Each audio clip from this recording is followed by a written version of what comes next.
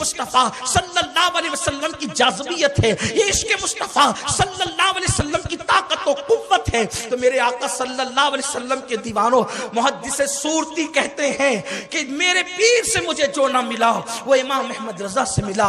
امام اہل سنت نے مجھے عشق رسول کی ترغیب دی ہے، عشق مصطفیٰ کے رنگ میں رنگا ہے۔ میرے پیارے آقا صلی اللہ علیہ وسلم کے پیارے دیوانوں، اس وقت امت مصطفیٰ، اس وقت امت مسلمہ جو آج در در کی بھکاری بن رہی ہے، امت مسلمہ جو ذلت کی وادیوں میں ڈھکیل دی گئی ہے، ذلت کی عمیق گار میں ڈھکیل دی گئی ہے، سب سے بڑی بات یہ ہے امت مصطفیٰ سے ان کا سرمایہ عشق رسول، ان کا سرمایہ محبت رسول، ان کا سرمایہ نسبت رسول جو ہے وہ چھین لیا گیا ہے۔ اقبال نے کہا تھا، جرمنی کی خاک چھاننے والے اقبال نے کہا تھا، یقین محکم عمل پہ ہم محبت فاتح عالم جہاد زندگانی میں ہے، یہ مردوں کی شمشیریں۔ اللہ اکبر۔ میرے آقا صلی اللہ علیہ وسلم کے دیوانوں، آج جن حالات سے امت مسلمہ گزر رہی ہے، کم و بیش ایسے ہی حالات امام احمد رضا کے دور میں بھی تھے۔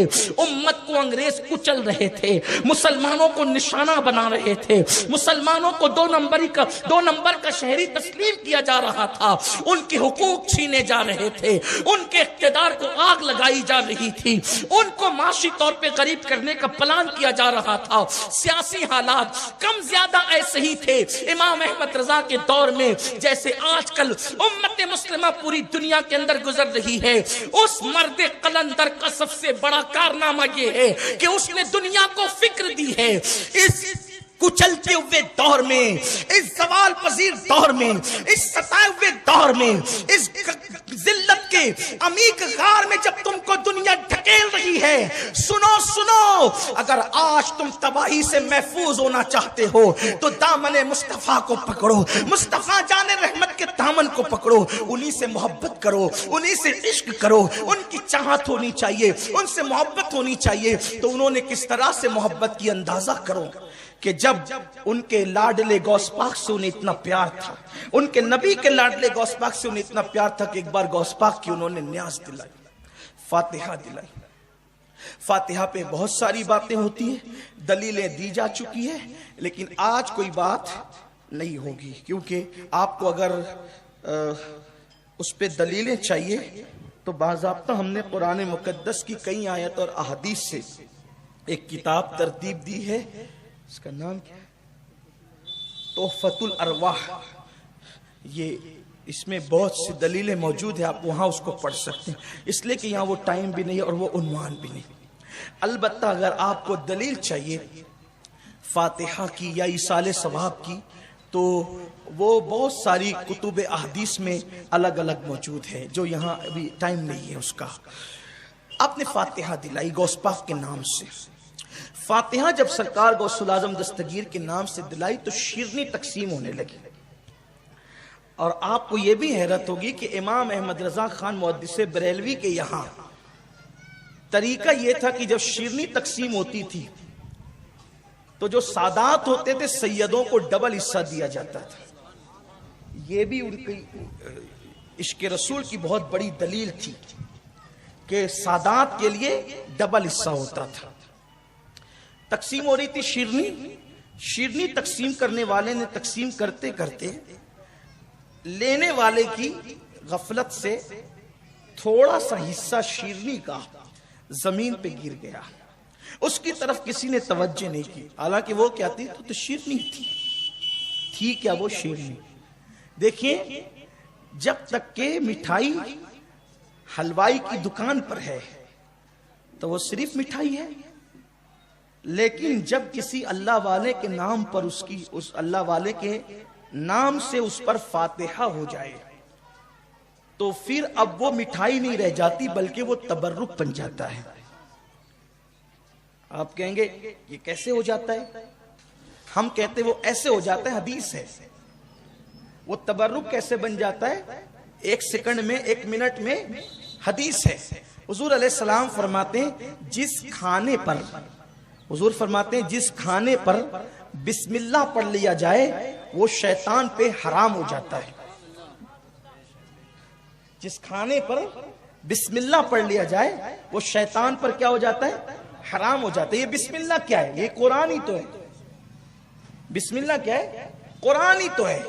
اب اس کا مطلب یہ ہے کہ حلوائی کی دکان پہ جب تک مٹھائی تھی تو اس کو انسان بھی کھا سکتا تھا اور شیطان بھی کھا سکتا تھا، لیکن جب اس پر قرآن پڑھ لیا گیا تب اس کو انسان تو کھا سکتا ہے مگر شیطان نہیں کھا سکتا۔ یہ حضور کی حدیث ہے، سبحان اللہ، یہ اللہ کے رسول علیہ السلام کی حدیث ہے۔ یعنی تبرک حرام ہو گیا ہے کس پر؟ شیطان پر۔ تبرک حرام ہو گیا۔ دیکھیں قرآن پڑھنے کی برکت ہے، یہ قرآن پڑھنے کی برکت ہے۔ بسم اللہ شریف کے قرآن ہونے میں سمجھتا ہوں شاید کسی مسلمان کو اختلاف نہیں ہے۔ قرآن مقدس میں سورۃ النمل کے اندر بسم اللہ شریف لکھی ہوئی ہے۔ آئیے بسم اللہ شریف، تو یہ قرآن کے الفاظ ہے، اور بسم اللہ کی برکت یہ ہے کہ بسم اللہ میں 19 حروف ہے۔ کتنے حروف ہیں؟ 19۔ جو بسم اللہ پڑھتا ہے تو وہ جہنم کے 19 دروازے ہیں۔ بسم اللہ پڑھنے کی برکت سے 19 دروازے جہنم کے اس کے لیے بند کر دیے جاتے ہیں۔ سوچے، یہ بسم اللہ شریف کی برکت ہے۔ تو جب یہ تبرک بن گیا اب تو وہ صرف مٹھائی نہیں رہی بلکہ تبرک بن گیا۔ مٹھائی نہیں تھی، مٹھائی تھی لیکن اب وہ صرف مٹھائی نہیں بلکہ تبرک ہے۔ تو کسی کی غفلت سے وہ گر گیا نیچے، لوگوں نے دھیان نہیں دیا۔ امام اہل سنت اٹھے تو پوری محفل اٹھی۔ جب پوری محفل اٹھی تو لوگوں نے دیکھا کہ حضرت جا کہاں رہے ہیں، حضرت والا کہاں تشریف لے جا رہے ہیں؟ تو کیا دیکھا کہ امام اہل سنت اٹھ کر کے پھر نیچے بیٹھے دو زانوں، پھر اس کے بعد ہاتھ زمین پر ٹیکے اور اپنی زبان کی نوک سے اس تبرک کو اٹھایا اور پھر لوگوں سے کہا کہ غفلت کی وجہ سے یہ تبرک زمین پہ گر گیا تھا تو میں نے اس کو اس طرح اٹھایا کیونکہ یہ غوث پاک کی نیاز ہے۔ اس دن لوگوں کو پتا چلا غوث پاک کا نام جس غذا پہ پڑھ دیا جائے یہ اس کا اتنا احترام کرتے ہیں تو غوث العظم دستگیر کا کتنا احترام کرتے ہوں گے، اور اللہ اکبر جب غوث پاک کا اتنا احترام ہے تو رسول پاک کا کتنا احترام کرتے ہوں گے۔ یہ امام احمد رضا کا اصل وصف ہے جو اوروں سے ان کو ممتاز کرتا ہے۔ امام اہل سنت نے خود فرمایا کہ ابھی میری عمر 4-5 سال کی تھی، میں نے بغداد معلیٰ کی سمت معلوم کر لی تھی، اور اس کے بعد سے جس دن سے مجھے بغداد شریف کی سمت معلوم ہوئی میں نے کبھی اس طرف پیر لمبے نہیں کیے، میں نے اس طرف کبھی پیشاب نہیں کیا۔ اندازہ فرمائے یہ احترام ہے، یہ تعظیم ہے۔ امام احمد رضا کو اور چیزوں سے یہ ممتاز کرنے والی چیز ہے۔ خود آپ کو پتا ہونا چاہیے کہ جس دن امام اہل سنت اعلیٰ حضرت امام احمد رضا کا محدث بریلوی نے دنیا سے وصال فرمایا، جب وصال کیا تو مولوی اشرف علی تھانوی نے سیدی اعلیٰ حضرت محدث بریلوی کے لیے انا للہ پڑھی اور مغفرت کی دعا کی۔